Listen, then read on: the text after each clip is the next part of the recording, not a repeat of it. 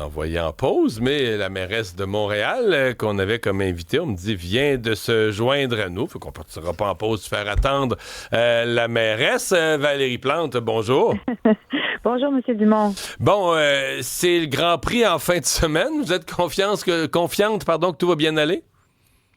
Ben, la réponse est oui. On a travaillé très fort tout au cours de l'année là, pour trouver des solutions en lien avec différents enjeux, parce que l'année passée, il y avait la question des terrasses. Donc ça, on l'a bien travaillé avec le service des incendies, les services de la ville. On est allé rencontrer plein de tenanciers de bars dans le centre-ville, dans le grand centre-ville.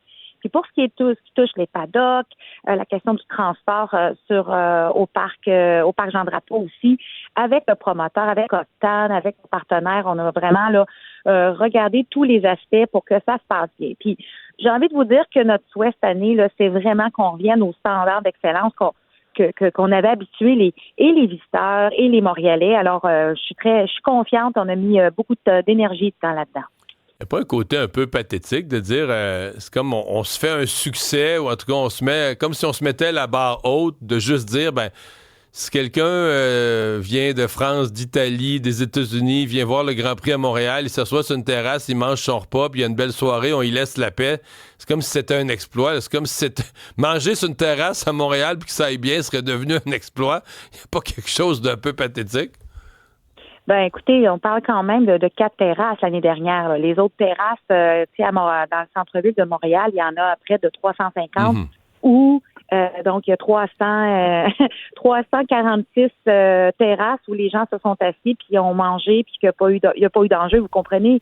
Donc je pense qu'il faut faire aussi attention. Il y a eu un enjeu. Je pense qu'on a parlé beaucoup des 4 autres, par exemple. Oui, oui, je comprends, mais vous comprenez, je voudrais pas envoyer un message comme quoi ça a été à la grandeur de la ville. Au contraire. Ceci étant dit, moi, je considère qu'à chaque fois qu'il y a une crise comme celle-là, il faut saisir l'opportunité pour améliorer les choses pour l'ensemble. Alors, ça nous a permis vraiment de travailler avec l'ensemble des interventionnistes du service des incendies. Ben oui, il faut qu'ils fassent leur travail, mais il y a une façon de le faire. À amener plus la question du service à la clientèle envers nos entrepreneurs, nos tenanciers de bar qui non seulement font partie du dynamisme de Montréal à l'année longue, mais pendant le Grand Prix, ils font des bonnes affaires, puis on veut les soutenir là-dedans. Sur le Grand Prix, je vous soumets un commentaire que j'ai reçu d'une personne frustrée des services de transport en commun qui considère que comme s'il y avait un jugement sur l'importance des gens, là, comme si le petit monde, nous autres de Montréal, là, ordinaire, qui va travailler, on n'est pas important. Fait qu'on n'a pas de transport en commun, ou on l'a à moitié ou au tiers. Mais là, pour le Grand Prix, parce que c'est le monde riche, puis les touristes, mais là, eux, on leur rouvre le métro, on cesse la grève. Il y a des gens qui ont été insultés de ça. Oui, excusez-moi, je pensais que vous alliez me poser une question. Non, mais... Oui, donc, dans tous les cas, vous le savez, là, c'est vraiment le tribunal qui a décidé que pendant le Grand Prix, étant donné qu'en côte, la course se passe sur une île, là, il n'y a pas 50 000 façons d'entrer et sortir. Fait que pour des raisons de sécurité publique. Bon, ça, c'est le tribunal qui a décidé ça. Moi, comme mairesse de Montréal, ce que je peux vous dire, c'est qu'en tout temps, on doit pouvoir compter sur notre transport collectif. Que ce soit pendant le Grand Prix, pendant des festivités, ou quand on veut aller travailler, ça fait partie des façons pour plein de monde, que ce soit venir travailler à Montréal, dans nos hôpitaux, nos écoles, dans nos commerces. Il y a plein de gens qui comptent sur le transport collectif. Alors, pour moi, ça ne devrait pas être 2 poids, 2 mesures. Moi, je considère que le transport collectif, c'est un service essentiel. Puis, il doit être considéré comme tel quand il y a des moyens de pression qui sont mis de l'avant. Mais moi, bloquer le monde puis empêcher les gens de mener leur activité quotidienne, pour moi, c'est pas acceptable. Ouais. Et vous avez peut-être lu ce matin, moi je trouve que ça manque de mordant, c'est-à-dire que je trouve que beaucoup de gens, les élus municipaux, des écologistes, qui passent leur temps à dire à quel point il faut investir dans le transport collectif, à quel point le transport en commun c'est important. Quand arrive une grève, on entend peu de gens, là. Cette semaine, j'ai entendu la mairesse de Longueuil avait pris la même position.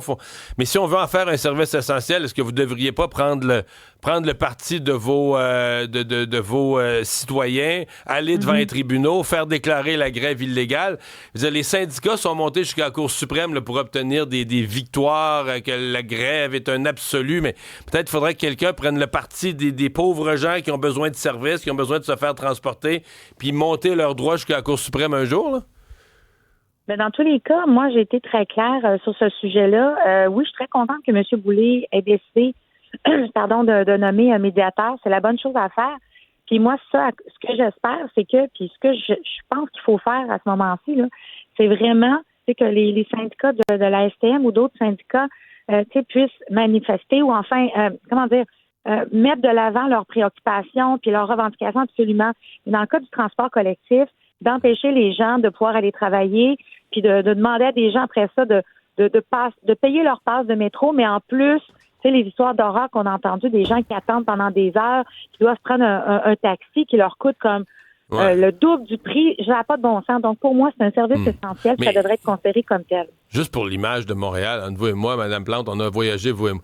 Avez-vous vu ça souvent dans une grande ville, une grande métropole comme Montréal? Je sais pas, mais t'es touriste, t'as pas écouté les nouvelles, t'arrives de n'importe quel pays d'Europe, tu parles pas français, t'arrives de l'Autriche, t'es en vacances à Montréal, t'arrives prendre le métro à 10h le matin, la porte est barrée. C'est toute une image. C'est de quoi que t'imagines pas dans une grande ville, là?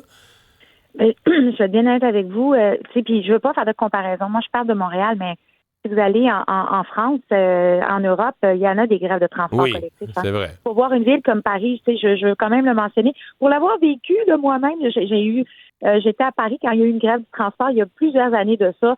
C'est quelque chose. Mais dans tous les cas, là, au-delà de se comparer avec d'autres métropoles, moi, ce que j'ai envie de vous dire, c'est que le transport collectif, comme mairesse, mais je pense que comme population, on y croit, là, les Montréalais y croient, on en veut plus. On souhaiterait, il y a plein de monde qui aimerait ça laisser leur voiture de côté, pouvoir prendre le métro, venir travailler. Mais pour ça, il faut qu'ils puissent compter sur le transport collectif. Déjà qu'il coûte cher, déjà qu'on a des enjeux financiers majeurs, pas juste à la STM, mais les autres compagnies de transport, les sociétés de transport dans la région métropolitaine puis au Québec. On peut pas, à ce moment-là, faire une grève puis espérer que le monde va dire, ils vont reprendre le transport collectif. Moi, c'est ça qui me fait peur en ce moment, c'est qu'il y a des gens qui tournent le dos au transport collectif, alors qu'au contraire, comme société, on veut en faire quelque chose, une valeur sûre, une valeur sur laquelle on peut compter. Donc, moi, j'invite vraiment en ce moment, je pense que les syndicats peuvent faire valoir leurs revendications d'une autre façon, mais d'empêcher les gens de prendre le transport collectif, pour moi, là, ça n'a pas sa place en ce moment. Ça n'a pas sa place quand il est question du transport collectif. Mme Plante, il y a eu des reportages cette semaine sur vos absences à l'ensemble des réunions du Conseil exécutif. En fait, des reportages, je dirais, qui laissaient entendre de façon générale un manque d'engagement, comme si depuis que vous avez annoncé votre départ, vous êtes mairesse à moitié, plus vraiment disponible pour les médias, plus vraiment là, plus vraiment intéressé. Faites-nous le point là-dessus. Là, vous êtes là jusqu'à l'automne prochain? Ah ben oui, absolument. Puis écoutez, je comprends que pour certains médias, peut-être qu'il y a une appréciation différente, et puis c'est leur droit.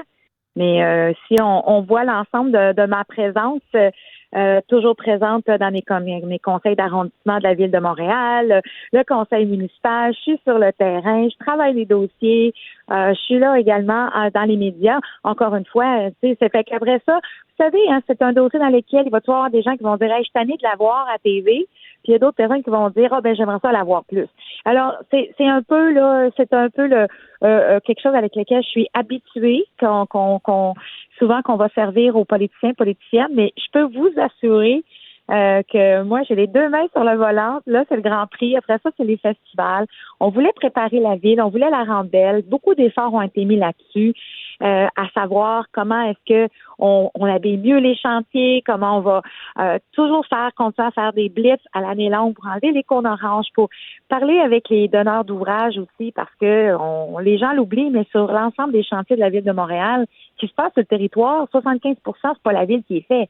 Mais c'est pas grave, on est là pour essayer de talonner, d'amener les donneurs d'ouvrages vraiment à rendre propre leur site, à faire en sorte que la Ville ça se passe bien. Puis on s'entend, entre vous et moi, il y a d'autres enjeux qui sont très préoccupants. Toute la question de la crise d'itinérance, malheureusement, elle n'est pas terminée, elle se continue. La crise du logement.